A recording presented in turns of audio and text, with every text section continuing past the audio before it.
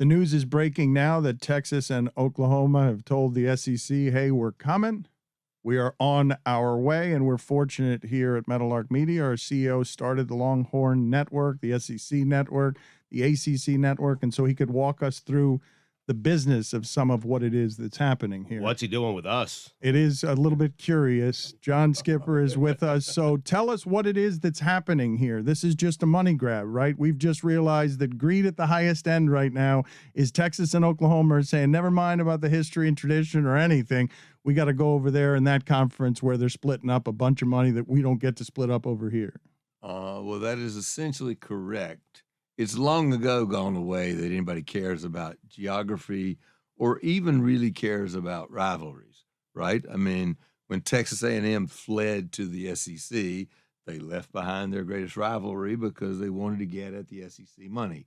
This is just about trying to stay at the top of college football. College football drives enormous amount of contributions from alums. It drives prestige. It drives admission. It's really what drives the media rights deals is college football.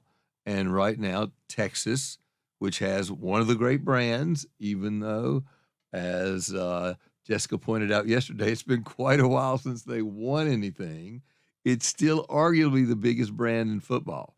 There was a moment in time back in like 2010-11 where Texas was at the center of all college football, right? They were responsible for holding the Big 12 together, or they could have gone to the Big 10, which was trying to get them, or they could have gone to the Pac-12, where there was a plan to create a Pac-16 and a super conference. And the Longhorn Network is what kept them in the Big 12 and kept the Big 12 together. And you built that Longhorn Network. I'm just sort of curious because you had this network that was bidding on the rights, but you also had a journalistic arm that was reporting on these details. I imagine when they're greasing the rails to leave, they're reaching out to a television partner. So you're hearing about it kind of first and you have to report on that. And that's kind of an interesting position that you're in. It is an interesting position, potential conflict. You're dead on. And we handle it by keeping everybody except for me. The programming guys worried about trying to buy the rights. The business guys tried to worry about making sure we still made the money.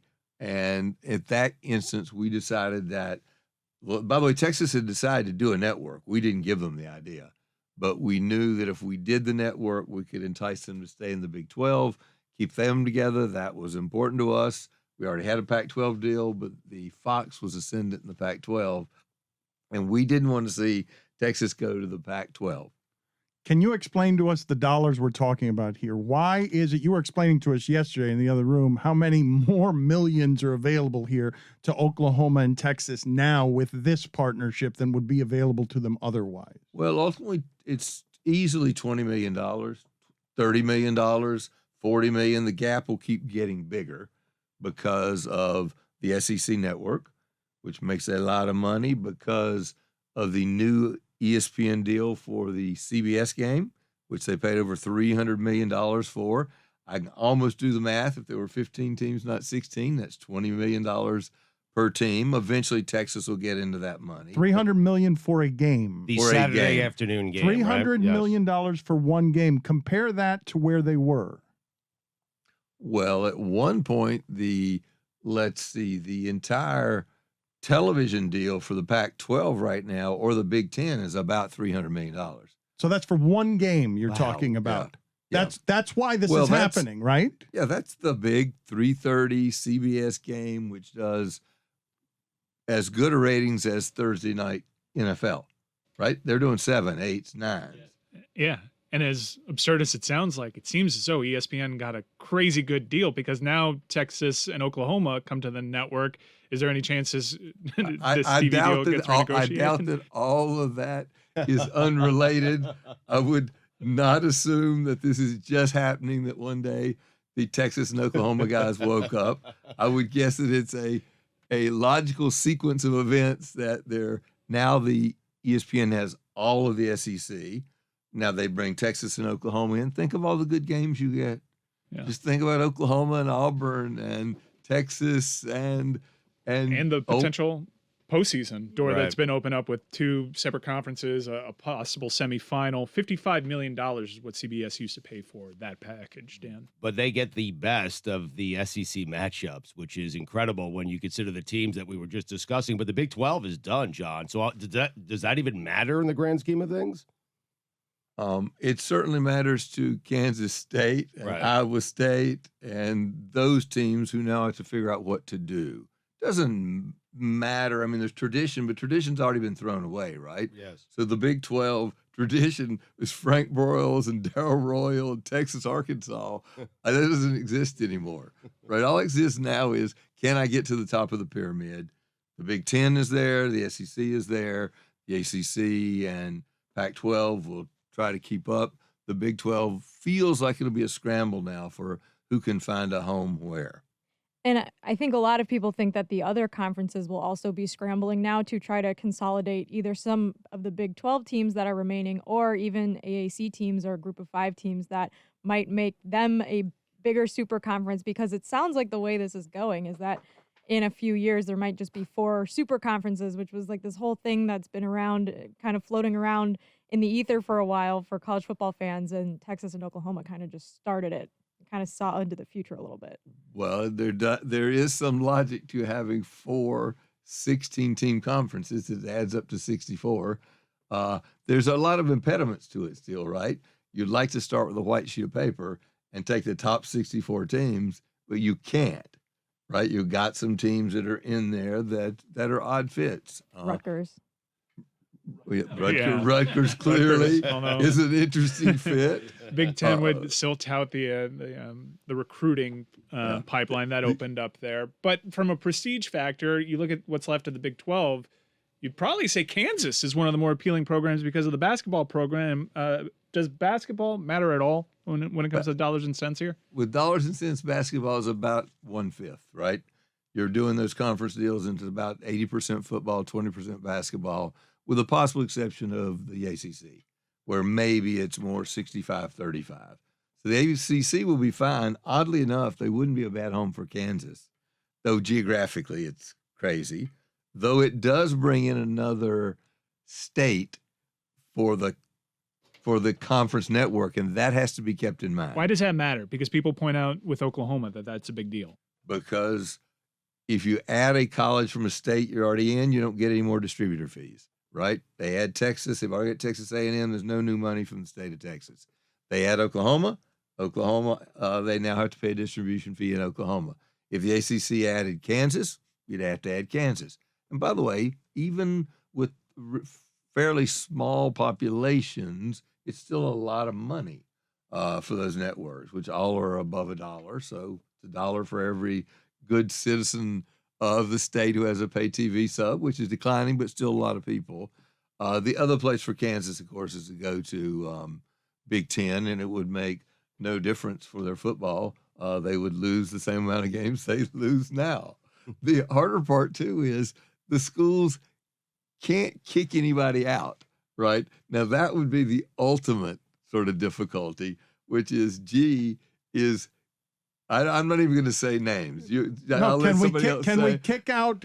Are you talking about like in the SEC? You're talking about Vanderbilt? Vandy, Can we yeah. kick out Vanderbilt's bringing up that Vandy. GPA by itself. That's why Vandy is there. I don't know. Clark Lee also. They He's on are. something. I had a son who went to Vanderbilt.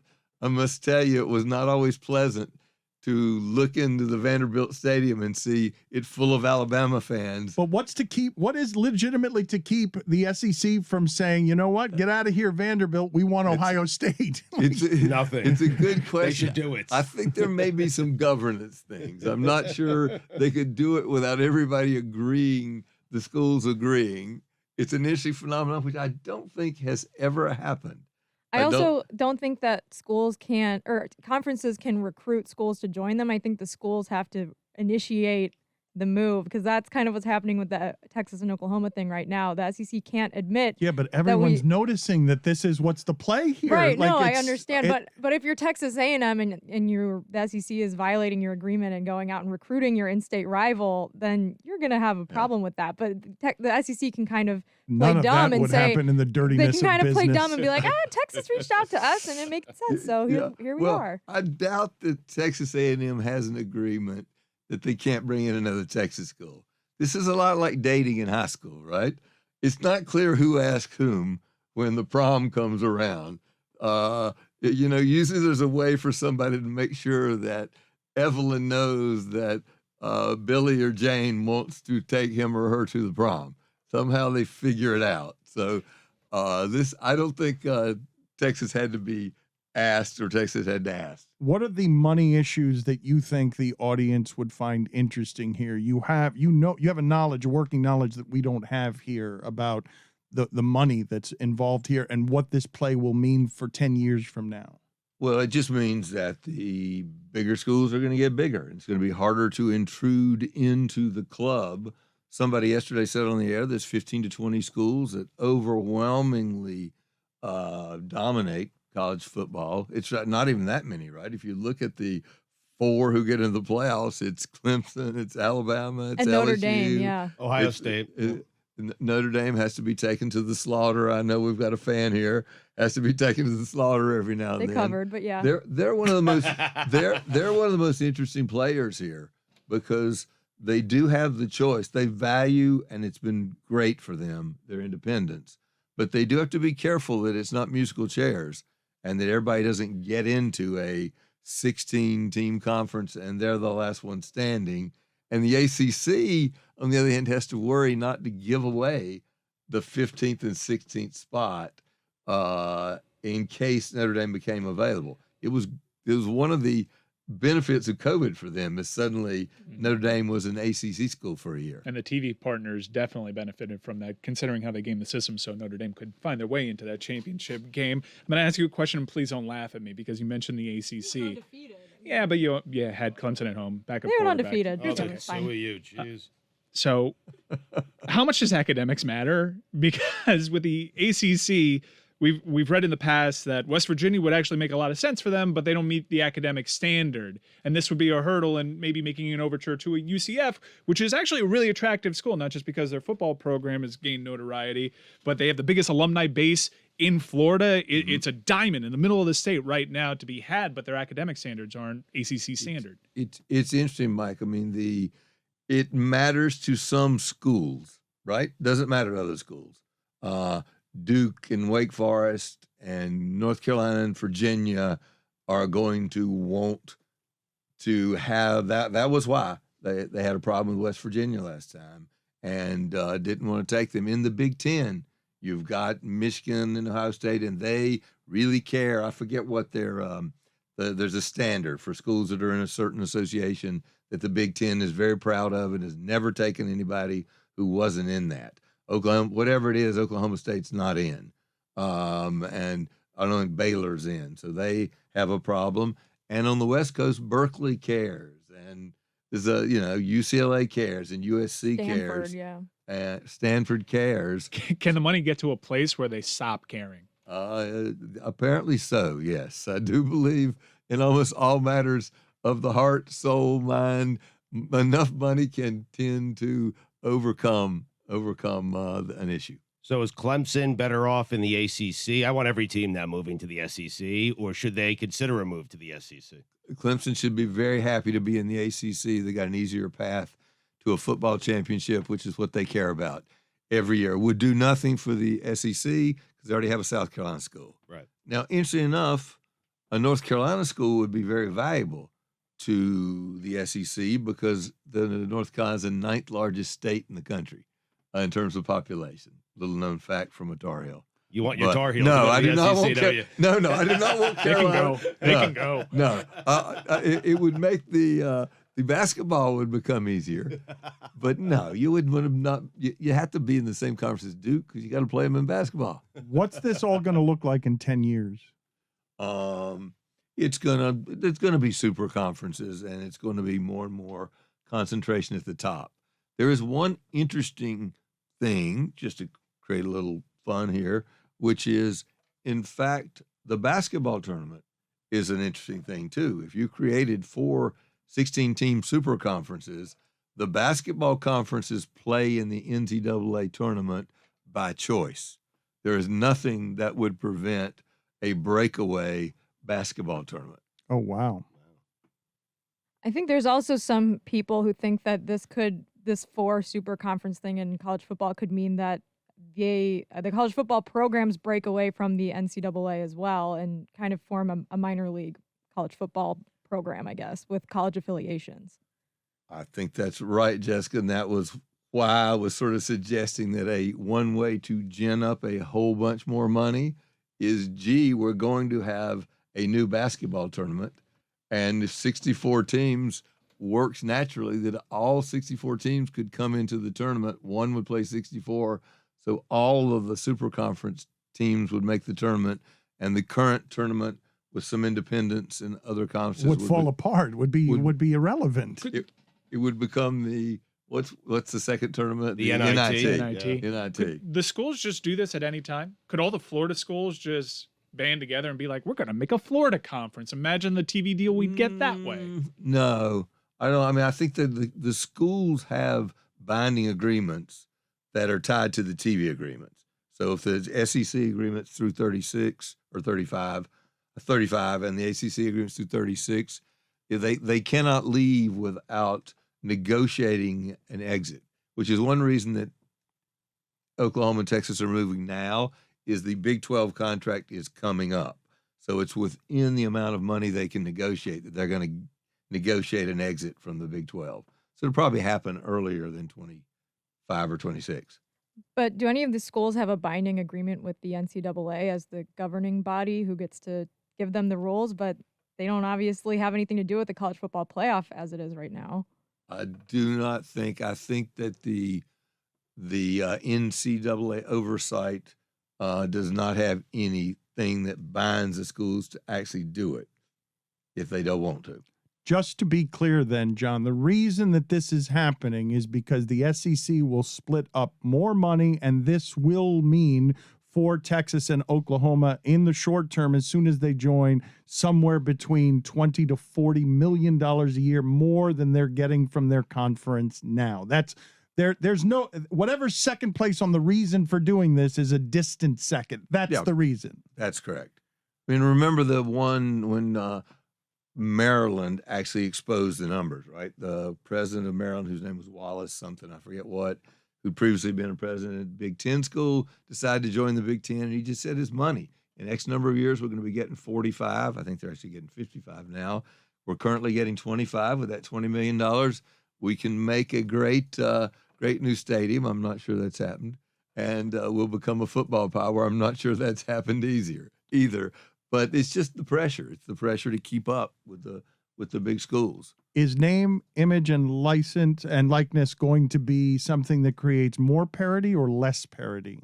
I think, like all instances, when things happen, there are a few people who think, oh my gosh, this will be great for the little guy. It's never good for the little guy. It'll be good for the big guys. One of the reasons, I suspect it's a minor reason, but Texas and Oklahoma are going to have to keep up. There's an Alabama quarterback who's getting $1 million already to play for Alabama. You're going to get more money in the SEC because they care more about it. Your ratings are higher. With the teams you play, the athletes are going to get more money. So the image and likeness to drive people back again to Clemson, Alabama, Texas, Oklahoma, et cetera, et cetera. What about the medium to tall guy? Not so much the little guy. Someone that's right around 5'11", would have gotten to 6 if it were not for a flag in the Fiesta Bowl. Like me. Wait, first of all, there is no such thing as a 5'11" man. Just be real. After about 5'9", everybody's 6, right? You start at 6. I'm 6'2" and 5'8". I think I'm shorter than Mike, but Mike is living that lie with his Miami program. No, it's not true. I believe Mike tells the truth. Yeah. But I do see a lot of guys who are 6'4" who are shorter than I am. I don't know what phenomenon that is. Miami didn't get to 6, but if there's ever an argument for 5'12", it's Fiesta Bowl. Are we going to see UCF ever in this playoff? Is UCF ever going to get in this game? I think it's pretty hard, right? It's these things are like weird college clubs, skull and bones. You don't getting in is a hard thing. I don't think any of these schools want to see another superpower. They don't want to be in it, Dan. They like occupying their little piece of real estate. If we played, we woulda whooped you. Right. Everyone's so unfair to us. It's a good Yet, good and space. look, anytime it comes to scheduling a game, they're like, okay, home, and away. Home, and away. Please stop crucifying right, though. UCF. No, he's right. Okay, They fine. prefer the illusion of, hey, That's maybe they could win this It's the game. only space for them based on the way they've just been boxed out by the superpowers all kind of getting together and forming a monopoly. Unfortunately, the ACC has Miami and Florida State, and SEC has University of Florida. Could we see a playoff where every team is from the SEC? I don't think you could, no. But you will see a disproportionate number of teams, which, again, you guys talked about yesterday. This does open up the chance that a 3-loss team can make it, right? If you get to 12. Yes. And these things, again, are intertwined. So you're going to see the playoff happen sooner rather than later with more teams. Is this all the instigation of ESPN? Is this all your fault? I'd like to take the fifth. Do I have rights? I don't know whether my rights apply here on freedom. Just say you got hacked, John. Okay, say I got hacked. Yes. Okay. Taking the fifth is always a great way to end the segment.